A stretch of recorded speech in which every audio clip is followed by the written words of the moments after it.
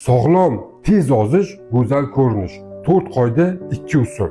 Bu qoidalarga amal qilmas ekansiz, hayotingizda hech narsa o'zgarmaydi. Birinchisi, maqsadingizga erishmaguningizcha uchun mutlaq shirinliklarni to'xtatasiz. Shirinliklar bu baland qand miqdori qonda bu insulin. Insulinni qanchalik baland bo'lishi bu yog'larni ko'payaverishiga sabab bo'ladi. Ikkinchisi, uyqungizni, normal uyqungizni tiklamas ekansiz, kortizol gormoni, stress gormoni ko'payib boraveradi. Natijada pastdan yanni och yuraverasiz, ovqat yeb yuraverasiz. Uchinchisi, qalqonsimon bezingizni faoliyatini sog'lom, gormonlarsiz, tabiiy yo'l bilan tiklamas ekansiz, hayotingizda hech narsa o'zgarmaydi. Buning uchun sizga g'oz panja, ya'ni lapchatka ildizi kelaveradi. 100 grammni olasiz, yarim choy qoshiq bitta stakanga solasiz, 200 ml qaynagan suv solib, 30 minut damlab, 100 ml ertalab, 100 ml kechqurun ichasiz.